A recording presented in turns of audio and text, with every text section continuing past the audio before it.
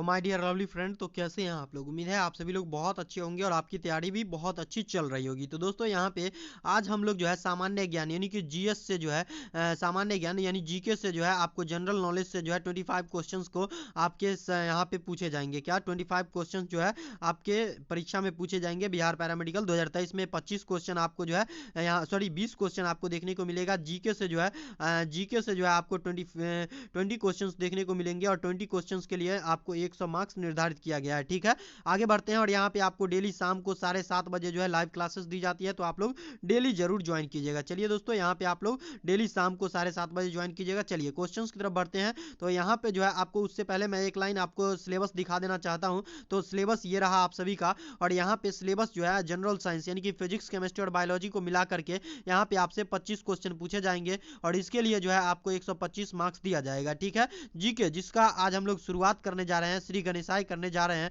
उससे जो है जीके से जो है आपको 20 क्वेश्चन पूछे जाएंगे और 20 क्वेश्चंस के लिए आपको 100 मार्क्स दिया जाएगा। ठीक है, मैथमेटिक्स से जो है आपको 15 क्वेश्चन पूछे जाएंगे और 15 क्वेश्चन के लिए जो मार्क्स निर्धारित किया गया है ये 75 मार्क्स। ठीक है, यानी एक क्वेश्चन बराबर आपको जो है 5 मार्क्स दिया जाएगा। सॉरी, यहाँ पे एक क्वेश्चन बराबर जो है आपको 5 मार्क्स दिया जाएगा। टोटल आपसे जो है 90 क्वेश्चन पूछे जाएंगे और 90 क्वेश्चन के लिए 450 मार्क्स दिया जाएगा। ठीक है, ये सभी चीज आप लोग समझ गए होंगे। तो सिलेबस समझ लिए हैं, उम्मीद है आप लोग सिलेबस जरूर समझ लिए होंगे। तो चलिए आगे बढ़ते हैं। और यहाँ पे आपको कुछ सोशल मीडिया होल्डर्स है, आप लोग इंस्टाग्राम पे हमें फॉलो कर सकते हैं, ट्विटर पे भी फॉलो कर सकते हैं। यहाँ पे इंस्टाग्राम का नाम जो है ये रेप्लिकेशन ऑफ मनु है। देन टेलीग्राम चैनल के लिए जो है टेलीग्राम चैनल जिस पे आपको मैं ये सभी का वन लाइनर नोट्स दूंगा, उसका जो नाम है टेलीग्राम चैनल का नाम है रेप्लिकेशन ऑफ मनु। आप लोग सर्च मार के या फिर डिस्क्रिप्शन बॉक्स में दिए गए लिंक से ज्वाइन जरूर कर लीजिएगा। देन यहाँ पे आपको जो है यूट्यूब पे तो लाइक शेयर सब्सक्राइब करना ही है। चलिए क्वेश्चन की तरफ मूव करते हैं। तो सबसे पहला क्वेश्चन आ चुका है, कह रहा है किस काल का कोई लिखित विवरण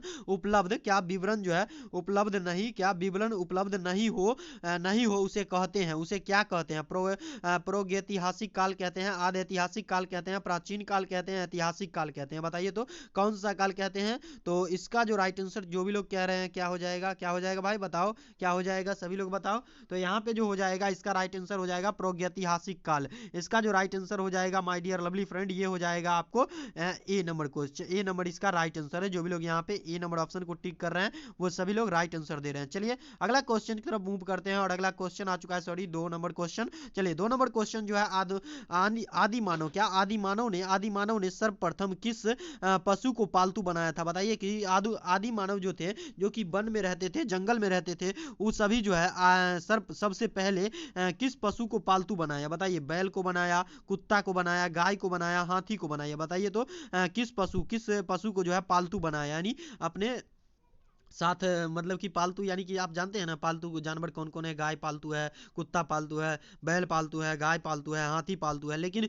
सबसे पहले जो है पालतू जानवर सबसे पहला जो पालतू जानवर था वो जानवर कौन था, ये आपसे पूछा जा रहा है। तो यहाँ पे इसका जो राइट आंसर हो जाएगा माय डियर लवली फ्रेंड, सबसे पहले जो है आदि मानव ने कुत्ता को पाला। क्या? कुत्ता को पाला। तो जो भी लोग यहाँ पे आप लोग बी नंबर ऑप्शन को टिक कर रहे हैं उन सभी का 100% राइट आंसर आ रहा है। चलिए अगला क्वेश्चन की तरफ बढ़ते हैं, मूव करते हैं। और अगला 3 नंबर क्वेश्चन। तो 3 नंबर क्वेश्चन क्या कह रहा है, ध्यान दीजिएगा। आधुनिक होमोसेपियंस मानव का उद्भव जो है किस काल में हुआ? बताइए तो किस काल में हुआ? आधुनिक होमोसेपियंस मानव का उद्भव जो है ये किस काल में हुआ? तो इसका जो राइट आंसर हो जाएगा माय डियर लवली फ्रेंड क्या हो जाएगा बताइएगा आप लोग। ए में कह रहा है निम्न पूषाण काल, बी में कह रहा है मध्य पूषाण काल, और सी में कह रहा है उच्च पुराण काल, पूरा पाषाण काल, और डी में कह रहा है ताम्र पाषाण काल। बताइए तो इसका राइट आंसर क्या हो जाएगा? निम्न पूरा पाषाण काल, और उसके बाद मध्य पूरा पाषाण काल, और सी में कह रहा है उच्च पूरा पाषाण काल। बताइए तो इसका राइट आंसर क्या हो जाएगा? तो इसका जो राइट आंसर हो जाएगा माय डियर लवली फ्रेंड, जो भी लोग यहाँ पे कह रहे हैं उच्च पूरा पाषाण काल, जो भी लोग यहाँ पे कह रहे हैं सी नंबर ऑप्शन को टिक कर रहे हैं उन सभी का 100% राइट आंसर है माय डियर लवली फ्रेंड। चलिए अगला क्वेश्चन की तरफ बढ़ते हैं और मूव करते हैं। अगला क्वेश्चन आ चुका है यहाँ पे 4 नंबर क्वेश्चन, सॉरी यहाँ पे 4 नंबर क्वेश्चन आ चुका है। तो यहाँ पे कह रहा है 4 नंबर क्वेश्चन क्या करे ध्यान दीजिएगा, मानव ने आग का प्रयोग किस काल में प्रारंभ किया? बताइए तो मानव ने सबसे पहले आग का प्रयोग जो है किस काल में प्रारंभ किया? बताइएगा। मध्य पाषाण काल में, बी में कह रहा है नव पाषाण काल में, सी में कह रहा है ताम्र पाषाण काल में और डी में कह रहा है कांस्य काल में। बताइए तो कौन से काल में किया था मानव ने आग का प्रयोग जो है किस काल में प्रारंभ किया? बताइएगा। तो इसका जो राइट आंसर हो जाएगा डियर लवली फ्रेंड, ये हो जाएगा आपको क्या हो जाएगा, नव पाषाण काल में जो है मानव ने आग का प्रयोग किया। क्या कौन से काल में? नव पाषाण काल में जो है मानव ने आग का प्रयोग किया। यानी कि यहाँ पे बी नंबर ऑप्शन जो भी लोग टिक कर रहे हैं ना उन सभी का 100% राइट आंसर है डियर लवली फ्रेंड। चलिए अगला क्वेश्चन की तरफ मूव करते हैं और अगला क्वेश्चन क्या कर रहा है ध्यान दीजिएगा, ठीक है। अगला क्वेश्चन जो कह रहा है देखिएगा, अगला क्वेश्चन आप सभी के सामने आ चुका है और अगला क्वेश्चन क्या कर रहा है 5 नंबर देखिएगा। 5 नंबर जो क्वेश्चन कह रहा है डियर लवली फ्रेंड वो आप सभी के सामने आ चुका है। मानव ने सर्वप्रथम किस धातु का प्रयोग जो है प्रयोग किया? मानव ने सर्वप्रथम किस धातु का प्रयोग किया? बताइए तो। ए में कह रहा है लोहा, बी में कह रहा है तांबा, बी में कह रहा है तांबा, सी में कह रहा है बी में कह रहा है चांदी, सी में कह रहा है तांबा और डी में कह रहा है पीतल। तो बताइए यहाँ पे क्या हो जाएगा इसका राइट आंसर? तो इसका जो राइट आंसर हो जाएगा माय डियर लवली फ्रेंड ये हो जाएगा आप सभी को तांबा। तांबा का मानव ने सर्वप्रथम प्रयोग किया। कौन से धातु का प्रयोग किया मानव ने सबसे पहले? तो तांबा का प्रयोग किया। क्या? तांबा का प्रयोग किया। क्या? तांबा का प्रयोग किया। ये सभी का आपको जो है वन लाइनर नोट्स जो है ये टेलीग्राम पे आपको मिल जाएगा। तो यहाँ पे जो भी लोग सी नंबर ऑप्शन को टिक कर रहे हैं उन सभी का 100% राइट आंसर है। चलिए अगला क्वेश्चन की तरफ बढ़ते हैं और अगला क्वेश्चन आ चुका है आप सभी के स्क्रीन पे और अगला क्वेश्चन आपसे क्या पूछा जा रहा है, आपसे क्या पूछ रहा है ध्यान दीजिएगा। मानव खाद्य पदार्थों का उत्पादक एवं उपभोक्ता कब बना? बताइए तो मानव जो है खाद्य पदार्थों का उत्पादक यानी कि उत्पादक प्रोड्यूसर एंड कंज्यूमर जो है कब बना? बताइएगा। मध्य पाषाण काल में बना, ताम्र पाषाण काल में बना, नव पाषाण काल में बना, उपरोक्त में से कोई नहीं में बना। बताइए किस में बना था मानव खाद्य पदार्थों का प्रोड्यूसर एंड कंज्यूमर जो है कब बना? बताइए तो कब बना? तो इसका जो राइट आंसर हो जाएगा डियर वो हो जाएगा नव पाषाण काल में जो है मानव ने सर्वप्रथम यहाँ पे क्या किया खाद्य पदार्थों का उत्पादक और उपभोक्ता बना यानी कि नव पाषाण काल में, ठीक है। तो यहाँ पे जो भी लोग कह रहे हैं सी नंबर ऑप्शन हो जाएगा उन सभी का बिल्कुल 100% राइट आंसर है डियर लवली फ्रेंड। जो भी लोग यहाँ पे कह रहे हैं सी नंबर ऑप्शन होगा उन सभी का 100% राइट आंसर है। चलिए अगला क्वेश्चन की तरफ बढ़ा जाए। चलिए बढ़ते हैं अगला क्वेश्चन की तरफ और अगला क्वेश्चन क्या कर रहा है ध्यान दीजिएगा आप लोग। चलिए अगला क्वेश्चन आ चुका है आपके स्क्रीन पे, यहाँ पे कह रहा है अगला क्वेश्चन जो कह रहा है ये 6 था ना, तो ये 6 नंबर क्वेश्चन आ चुका है आप सभी के सामने। तो 6 नंबर क्वेश्चन क्या कर रहा है ध्यान दीजिएगा। थोड़ा यहाँ पे उल्टा पुल्टा कर दिया है टाइपिंग वाला तो उसको मैं थोड़ा समझाता हूँ, ठीक है। तो यहाँ पे मानव द्वारा उपयोग में लाई गई पहली फसल कौन सी थी? बताइए तो चावल था, बी में करा जौ था और सी में करा गेहूं था, डी में करा ये सभी था। बताइए तो क्या था? तो इसका जो राइट आंसर हो जाएगा डियर वो हो जाएगा क्या हो जाएगा बताइए। तो इसका जो राइट आंसर हो जाएगा ना ये हो जाएगा आप सभी का क्या, जो भी लोग कह रहे हैं नहीं डी नहीं होगा, बी भी नहीं होगा भाई, सी बच रहा है ना, सी। गेहूं का मानव द्वारा उपयोग में लाई गई पहली फसल जो थी ये गेहूं था, ठीक है, जो हम लोग गेहूं का आटा खाते हैं, ठीक है। चलिए अगला क्वेश्चन की तरफ बढ़ते हैं और 8 नंबर क्वेश्चन आपके स्क्रीन पे आ चुका है। चलिए अगला क्वेश्चन क्या कर रहा है ध्यान दीजिएगा। अगला क्वेश्चन कर रहा है निम्न में से कौन पुरातत्वविद पुरातात्विद होगा हड़प्पा के उत्खनन से संबंधित है। बताइए तो निम्न में से कौन पुरातत्वविद हड़प्पा के उत्खनन से संबंधित है? दयाराम सोनी, आर डी बनर्जी और सी में करा एस आर राव और डी में करा बीबी लाल। बताइए तो कौन हो जाएगा इसका राइट आंसर? तो इसका जो राइट आंसर हो जाएगा ना डियर वो हो जाएगा क्या हो जाएगा बताओ। तो यहाँ पे जो भी लोग कर रहे हैं नहीं आर डी बनर्जी नहीं होगा। चलिए यहाँ पे हो जाएगा दयाराम सहनी हो जाएगा। क्या? दयाराम सहनी हो जाएगा। क्या हो जाएगा यहाँ पे जो भी लोग कर रहे हैं दयाराम सहनी उन सभी का बिल्कुल राइट आंसर है डियर लवली फ्रेंड। यहाँ पे ए नंबर ऑप्शन 100% राइट आंसर है। चलिए अगला क्वेश्चन की तरफ बढ़ा जाए। चलिए बढ़ते हैं अगला क्वेश्चन की तरफ। आप लोग बहुत अच्छे से जवाब दे रहे हैं, इसी तरीके से कोऑपरेट कीजिए। चलिए अगला क्वेश्चन की तरफ बढ़ते हैं। हड़प्पाई स्थलों में कांस्य नर्तकी की मूर्ति कहां से लाई गई है? बताइए तो कहां से लाई गई है? हड़प्पा से लाई गई है, कालीबंगा से लाया गया है, चन्हू से लाया गया है, मोहनजोदारो से लाया गया है। बताइए कहां से लाया गया है?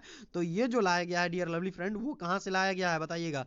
देख रहे हैं ना आप लोग कहां से क्वेश्चन पूछ रहा है। तो देखिए यहाँ पे जो हो जाएगा इसका राइट आंसर मोहनजोदारो से। कहाँ? मोहनजोदारो से, यानी कि यहाँ पे डी नंबर ऑप्शन जो भी लोग कह रहे हैं ना उन सभी का 100% राइट आंसर है, जो भी लोग यहाँ पे डी नंबर ऑप्शन को कह रहे हैं। तो चलिए यहाँ पे जो हो जाएगा मोहनजोदारो एकदम करेक्ट आंसर है। नहीं नहीं बाबू, बी नहीं होगा बाबू, बी नहीं होगा। चलो आगे बढ़ते हैं।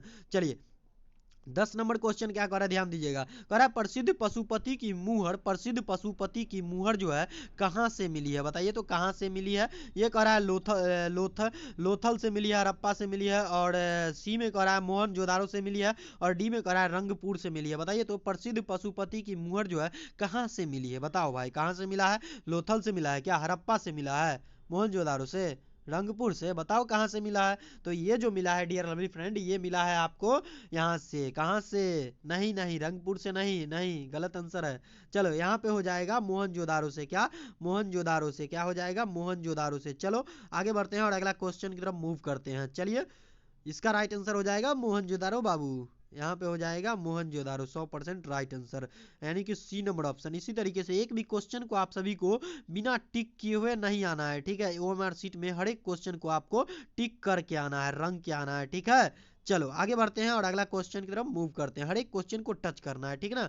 चलिए अगला क्वेश्चन कर रहा है सिंधु सभ्यता में गोदीवाड़ा का साक्ष्य कहाँ से मिला है? कहाँ से मिला है? सिंधु सभ्यता में जो है गोदीवाड़ा का साक्ष्य जो है कहाँ से मिला है?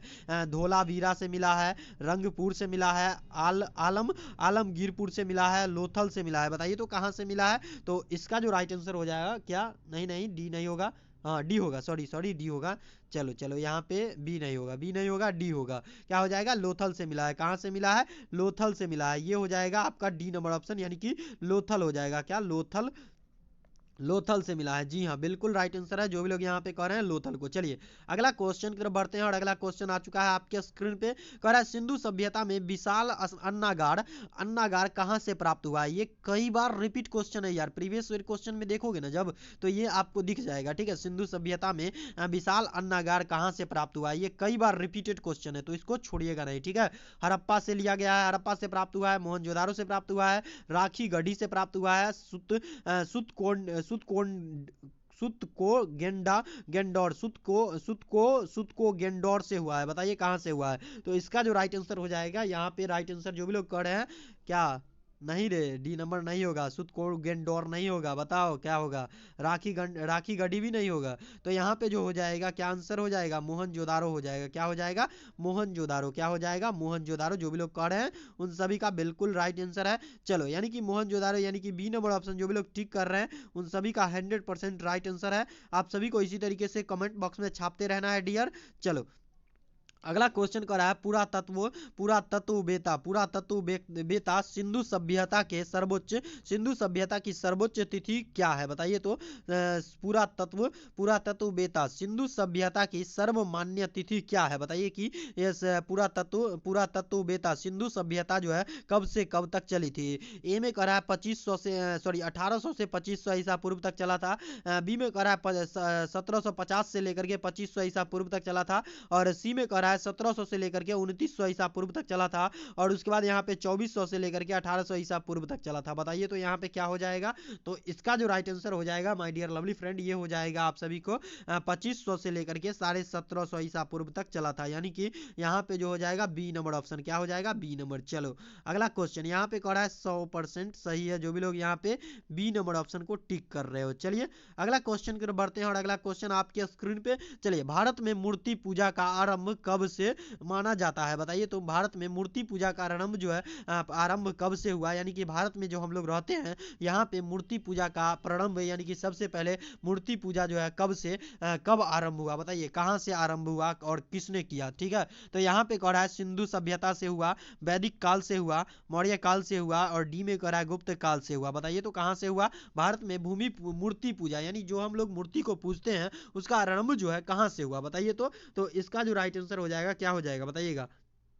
तो इसका जो राइट आंसर हो जाएगा माय डियर लवली फ्रेंड, ये हो जाएगा आप सभी का यहाँ पे सिंधु सभ्यता से जो है यहाँ पे शुरू हुआ था, और वहीं से जब शुरू हुआ तो हम लोग भी पूजा करते हैं मूर्ति का। ठीक है, तो यहाँ पे जो है यही शुरुआत हुआ था, सिंधु सभ्यता में ही मूर्ति पूजा शुरुआत हुआ था। चलिए अगला क्वेश्चन की तरफ बढ़ते हैं, और अगला क्वेश्चन कर रहा है ऋग्वेदिक आर्य किसकी पूजा करते थे? बताइए तो ऋग्वेदिक ब्राह्मण जो थे, आर्य जो थे, वो किसकी पूजा करते थे? प्रकृति की, गाय की, वृक्ष की, माता की? बताइए तो किसकी पूजा करते थे ऋग्वैदिक आर्य? यानी कि ऋग्वेद में जो ब्राह्मण रहते थे वो किसकी पूजा करते थे? बताइए यहाँ पे। तो इसका जो राइट आंसर हो जाएगा डियर लवली फ्रेंड, ये हो जाएगा प्रकृति, यानी कि नेचर का पूजा करता था। नेचर का क्या? नेचर का क्या my dear lovely friend? Nature का पूजा करते थे वो लोग। ठीक है, चलिए अगला क्वेश्चन की तरफ बढ़ते हैं, और अगला क्वेश्चन आपके स्क्रीन पे कर रहा है आर्य। 17 नंबर क्वेश्चन कर रहा है आर्य।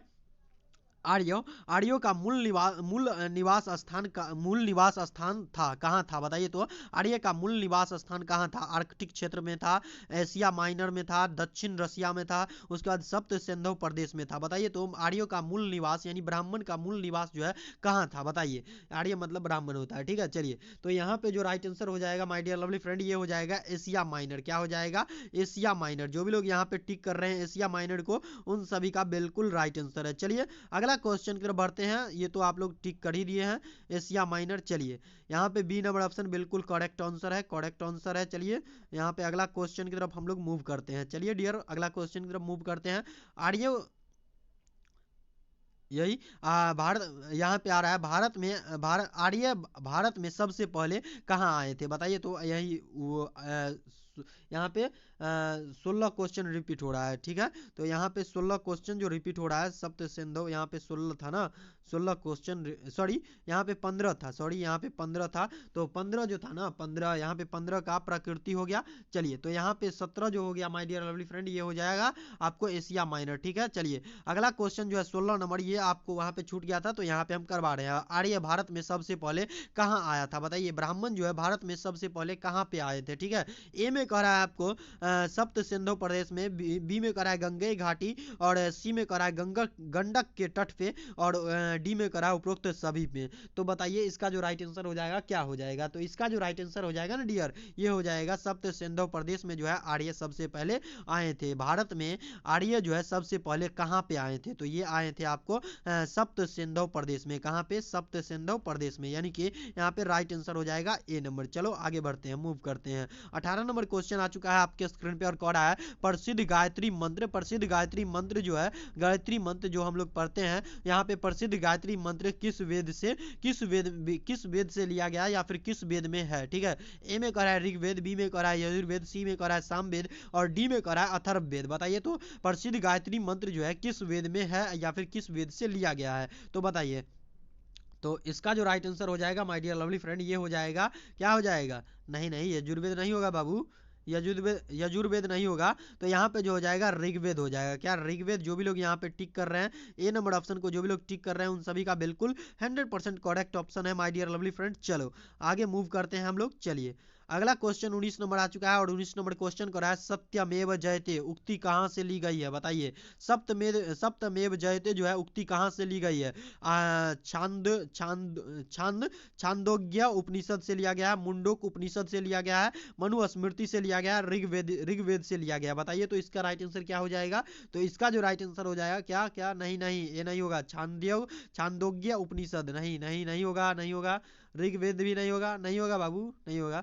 चलो तो ये हो जाएगा मुंडोक उपनिषद। क्या हो जाएगा? मुंडोक उपनिषद, यानी कि यहाँ पे बी नंबर ऑप्शन, क्या बी नंबर ऑप्शन जो भी लोग कर रहे हैं उन सभी का बिल्कुल राइट आंसर है। चलो अगला क्वेश्चन की तरफ बढ़ते हैं। अगला क्वेश्चन यहाँ पे मुंडोक उपनिषद को याद रखिएगा, ठीक है, मुंडोक उपनिषद, ठीक है, ध्यान रखिएगा। सत्यमेव जयते, सत्यमेव जयते जो पंक्ति है, उक्त पंक्ति कहाँ से ली गई है? ये कहाँ से ली गई है? तो मुंडोक उपनिषद से ली गई है, ठीक है, ध्यान रखिएगा आप लोग। चलिए 20 नंबर क्वेश्चन कर रहा है ऋग्वेद का 9वां मंडल, क्या ऋग्वेद का 9वां मंडल जो है, मंडल निम्न में से किस एक को ही समर्पित सूक्तों का संग्रह है? बताइए तो किस एक सूक्तों का संग्रह है, सूक्तों का संग्रह है? बताइए।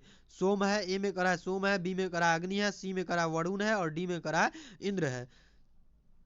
ऋग्वेद का 9वां मंडल निम्न में से किस एक को ही समर्पित सूक्तों का संग्रह है? बताइए तो निम्न में से कौन ऐसे सूक्त है जिसमें से ऋग्वेद का 9वां मंडल समर्पित है? बताइए। तो इसका जो राइट आंसर हो जाएगा क्या हो जाएगा? इसका राइट आंसर हो जाएगा सोम। क्या हो जाएगा? सोम हो जाएगा। इस क्वेश्चन में मुझे कुछ कंफ्यूजन लग रहा है, तो इसको जो है हम टेलीग्राम पे डाल देंगे। क्या? टेलीग्राम पे इस क्वेश्चन को जो है हम डाल देंगे। 20 नंबर क्वेश्चन को जो है टेलीग्राम पे हम लोग डाल देंगे। तो यहाँ पे हो जाएगा आपको बी, ए नंबर ऑप्शन बिल्कुल राइट आंसर हो जाएगा, ए नंबर। चलिए अगला क्वेश्चन की तरफ मूव करते हैं, और अगला क्वेश्चन कह रहा है निम्न में से प्राचीनतम वेद कौन सा है? बताइए, निम्न में से प्राचीनतम वेद कौन सा है? ऋग्वेद है, सामवेद है, यजुर्वेद है, अथर्ववेद है। इस सब वेद के बारे में तो आप लोग एकदम से पहले से ही रट के रखे हो, ठीक है। तो चलो यहाँ पे इसका राइट आंसर बताओ। तो इसका जो राइट आंसर हो जाएगा ना डियर, ये हो जाएगा, क्या हो जाएगा? तो इसका जो राइट आंसर हो जाएगा ये हो जाएगा ऋग्वेद। क्या हो जाएगा? ऋग्वेद हो जाएगा। यानी कि ए नंबर ऑप्शन जो भी लोग टिक कर रहे हैं उन सभी का बिल्कुल राइट आंसर है। 100% करेक्ट ऑप्शन आप लोग टिक किए हैं। चलिए अगला क्वेश्चन की तरफ मूव करते हैं, और अगला क्वेश्चन क्या कर रहा है ध्यान दीजिएगा। 23 नंबर क्वेश्चन, ये 21 है। 22 नंबर क्वेश्चन की मूव करते हैं। तो 22 नंबर क्वेश्चन करा है उत्तर वैदिक काल में इंद्र का स्थान जो है किस देवता को दिया गया? बताइए। तो उत्तर वैदिक काल में इंद्र का स्थान जो है किस देवता को दी गई है? वरुण को दिया गया, प्रजापति को दिया गया, विष्णु को दिया गया, महेश को दिया गया। बताइए कौन से देवता को दिया गया है? तो ये जो दिया गया है डियर लवली फ्रेंड, ये आपको दिया गया है कौन से देवता को? बताइए कौन से देवता को दी गई है? बताओ भाई। तो ये जो हो जाएगा प्रजापति देवता को दी गई है, ठीक है। ध्यान रखिएगा उत्तर वैदिक काल में इंद्र का स्थान जो है प्रजापति देवता को दी गई है, ठीक है। ध्यान रखिएगा यहाँ पे B number option 100% correct option है आप सभी का। चलो भाई अगला क्वेश्चन की तरफ बढ़ते हैं, और अगला क्वेश्चन करा है किस वेद, 23 नंबर क्वेश्चन करा है किस वेद की रचना जो है गद एवं पद? क्या? गद एवं पद। ये पॉइंट आप लोग याद रखिएगा कि गद एवं पद, क्या किस वेद की रचना जो है गद एवं पद दोनों में की गई है? बताइए। तो दोनों में की गई है ऋग्वेद का, यजुर्वेद का, सामवेद का, अथर्ववेद का। बताइए। तो इसका जो राइट आंसर हो जाएगा ना, ये हो जाएगा आप सभी का यजुर्वेद का। क्या हो जाएगा? यजुर्वेद का। क्या हो जाएगा डियर? ये हो जाएगा यजुर्वेद का। यानी कि यहाँ पे जो भी लोग बी नंबर ऑप्शन को टिक कर रहे हैं ना, उन सभी का 100% करेक्ट ऑप्शन है डियर लवली फ्रेंड। चलो अगला क्वेश्चन की तरफ मूव करते हैं, और अगला क्वेश्चन क्या कर रहा है ध्यान दीजिएगा। पाटलिपुत्र नगर का संस्थापक कौन है? बताओ भाई। पाटलिपुत्र ये जो कि अभी वर्तमान में जो हम लोग पटना के नाम से जानते हैं, उसका संस्थापक कौन था? उसका यानी कि निर्माण करने वाला कौन था? ठीक है। बिंबिसार था। ए में करा है बिंबिसार, बी में करा है अजातशत्रु, और सी में करा है उदयन, और ये डी में करा है धननंद। बताइए। ये बहुत ही इंपॉर्टेंट है, ये बिहार से रिलेटेड है, ये बिहार से रिलेटेड है। क्या? बिहार से रिलेटेड है, और बिहार पैरामेडिकल के लिए जो है ये मोस्ट इंपॉर्टेंट है। चलो इसको आप लोग भूलिएगा नहीं। चलिए तो इसका राइट आंसर आप लोग दीजिएगा। ये मोस्ट बीबीआई क्वेश्चन है, MBBI क्वेश्चन। क्या? MBBI क्वेश्चन, MBBI क्वेश्चन हो गया ये, ठीक है। ध्यान रखिएगा इसको, ठीक है।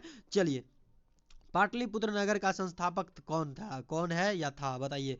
तो ये जो हो जाएगा पाटलिपुत्र नगर का संस्थापक जो हो जाएगा माय डियर लवली फ्रेंड, ये हो जाएगा उदयन। क्या हो जाएगा? पाटलिपुत्र का संस्थापक यानी कि निर्माण जो किया था, पाटलिपुत्र नाम जो दिया था, ये उदयन नामक राजा ने दिया था, ठीक है। ध्यान रखिएगा। चलिए अगला क्वेश्चन करा है हर्यक। क्या करा है? हर्यक वंश के हर्यक वंश क्या कर रहा है? हर्यक वंश के किस शासक की उपाधि कुनिक थी? बताइए। तो ये भी बहुत इंपॉर्टेंट है, ये सबसे पूछ देता है, ठीक है। हर्यक वंश के किस शासक की उपाधि जो है कुनिक थी? बताइए। अजातशत्रु शासक की, उदयन की, कालाशोक की, और महापद्मनंद। ये उपाधि को जो है याद रखिएगा, उपाधि को याद रखिएगा, ठीक है। भूलिएगा नहीं सबको, ठीक है। तो जो भी मैं उपाधि के बारे में बताऊंगा वो सभी को याद रखिएगा, ठीक है। तो यहाँ पे हर्यक वंश के किस शासक की उपाधि जो है कुनिक थी? बताइए यहाँ पे। तो इसका जो राइट आंसर हो जाएगा अजातशत्रु। क्या हो जाएगा? अजातशत्रु का नाम तो आप लोग सुने ही होंगे, और कई बार आपने अपना इतिहास में देखा होगा, ठीक है। तो ये हो जाएगा यहाँ पे ए नंबर ऑप्शन बिल्कुल करेक्ट। नहीं बाबू, सी नहीं होगा, डी भी नहीं होगा, ए हो जाएगा, ठीक है। चलो अगला क्वेश्चन की तरफ बढ़ते हैं, और अगला क्वेश्चन 26 नंबर आपके स्क्रीन पे आ चुका है। कह रहा है सिकंदर के समय मगध पर किसका शासन था? बताइए। तो जब सिकंदर राजा था तो उस समय जो है मगध के ऊपर किसका शासन था? बताइए। महापद्मनंद का था, धननंद का था, चंद्रगुप्त मौर्य का था, पोरस का था। बताइए तो किसका शासन था? तो ये जो हो जाएगा किसका शासन था? ये किसका शासन था? बताओ यार। किसका शासन था? सिकंदर के समय मगध पर किसका शासक था? बताइए। जब सिकंदर राजा था तो मगध पर जो है किसका शासन था? बताइए। तो ये जो हो जाएगा मगध पर जो शासन था ना, ये था किसका? किसका था? नहीं नहीं नहीं, जो बोल रहे हो तुम नहीं होगा, नहीं होगा भाई। ये जो हो जाएगा ना, ये हो जाएगा आपको, नहीं सी नहीं होगा, चंद्रगुप्त मौर्य नहीं होगा भाई। ये हो जाएगा आपका, क्या हो जाएगा, ये हो जाएगा आपको धननंद का शासन था। मगध पे जो था ये धननंद का शासन था, यानी कि बी नंबर ऑप्शन बिल्कुल करेक्ट आंसर है। चलो यहाँ पे अगला क्वेश्चन की तरफ बढ़ते हैं। अगला क्वेश्चन कह रहा है सिकंदर कहाँ का शासक था, बताइए तो। सिकंदर जो था ये कहाँ का शासक था। मकदुनिया का था, बेबीलोन का था, ईरान का था, चाइना का था, बताइए तो सिकंदर कहाँ का शासन था, शासक था। ये 29 नंबर क्वेश्चन आपसे पूछ रहा है, सिकंदर जो है कहाँ का शासक था, बताइए। सिकंदर जो है किसका राजा था, कौन से देश का राजा था, बताइए। तो सिकंदर जो है ये कहाँ का राजा था, तो ये जो था राजा दोस्तों, ये नहीं, ईरान का नहीं था, ये बेबीलोन का भी नहीं था, मकतुन दुनिया का था, मक दुनिया का, क्या, मक दुनिया का। सिकंदर जो था ये मक दुनिया का शासक था, क्या, मक दुनिया का शासक था, क्या, मक दुनिया का शासक था, शासक था, यहाँ पे याद रखिएगा, ठीक है। चलो मक दुनिया का शासक था। अगला क्वेश्चन की तरफ बढ़ते हैं, और अगला क्वेश्चन 28 नंबर आपके स्क्रीन पे आ चुका है, और अगला 28 नंबर 29 पहले आ गया था, तो 28 नंबर पहले कर लेते हैं, ठीक है। निम्न में से किसे सर्व सर्व सर्व सर्व सर्व साक्षरतक सर्व साक्षरतक, यानी कि सबसे ज्यादा पढ़े लिखे जो क्या होता है उसे सर्व साक्षरतक कहते हैं। अर्थात क्षत्रियों का नाश करने वाला कहाँ गया है, कहा गया है, किसे कहा गया है, बताइए तो। सर्व साक्षरतक अर्थात क्षत्रियों का नाश करने वाला किसे कहा गया है, बताइए। महापद्म नंद को कहा गया है, खारवेल को कहा गया है, शशांक को कहा गया है, सिकंदर को कहा गया है। निम्न में से किसे जो है सर्व साक्षरतक अर्थात क्षत्रियों का नाश करने वाला कहा गया है, किसे कहा गया, बताओ किसे कहा गया। महापद्म नंद को, खारवेल को, शशांक को और सिकंदर को, बताइए तो किसको कहा गया है। तो ये कहा गया है डियर लवली फ्रेंड, ये आपको नहीं, खारवेल को नहीं कहा गया है। चलो यहाँ पे जो कहा गया है महापद्म नंद को, किसको, महापद्म नंद को, ठीक है। ध्यान रखना आप लोग, महापद्म नंद को, ठीक है। यहाँ पे हो जाएगा महापद्म नंद को जो है क्षत्रियों का नाश करने वाला कहा गया है, ठीक है। जिसको ये जो थे बहुत पढ़े लिखे थे, महापद्म नंद जो थे ये बहुत पढ़े लिखे थे, इसीलिए इसको जो है सर्व साक्षर तक कहा जाता था, ठीक है। चलो अगला क्वेश्चन की तरफ मूव करते हैं। अगला क्वेश्चन कर रहा है सिकंदर एवं पोरस के बीच प्रसिद्ध वितस्ता का युद्ध जो है या झेलम का युद्ध जो है कब हुआ था, बताइए तो। झेलम का युद्ध जो है कब हुआ था, जो कि सिकंदर और पोरस के बीच लड़ा गया था, ठीक है। तो बताइए ये सिकंदर और पोरस के बीच जो युद्ध लड़ा गया था वो कौन सा युद्ध था। ये साथ इस तरीके से अगर क्वेश्चन पूछ दे तो कहिएगा झेलम युद्ध। झेलम का युद्ध जो था ये सिकंदर और पोरस के बीच लड़ा गया था। और ये पूछ दे कि कब लड़ा गया था, तो यहाँ पे याद रखिएगा, क्या याद रखिएगा दोस्तों, यहाँ पे जो याद रखिएगा माय डियर, ये लिए रखिएगा याद, क्या यहाँ पे याद रखिएगा 326 ईसा पूर्व लड़ा गया था, ठीक है। याद रखना तुम लोग, ठीक है। यहाँ पे याद रखना तुम लोग। यहाँ पे कहते हैं 29 नंबर क्वेश्चन गायब हो गया, सॉरी 29 नंबर क्वेश्चन तो करवा दिया ना। मकदुनिया, सिकंदर कहाँ का शासक था, सिकंदर जो था ये कहाँ का शासक था, तो मकदुनिया का शासक था। 30 भी करवा दिया, चलिए 30 नंबर क्वेश्चन करवा दिया है। यहाँ पे आपको जो है ये जो था सिकंदर एवं पोरस के बीच ये जो युद्ध लड़ा गया था जिसे झेलम का युद्ध कहा जाता था, वो युद्ध जो है कब लड़ा गया था, 326 ईसा पूर्व लड़ा गया था, याद रखिएगा। यहाँ पे सी नंबर ऑप्शन बिल्कुल करेक्ट हो जाएगा, 100% राइट आंसर है। जो भी लोग यहाँ पे सी नंबर ऑप्शन को टिक कर रहे हो। चलिए अगला क्वेश्चन की बढ़ते हैं, और अगला क्वेश्चन आज के लिए इतना ही है।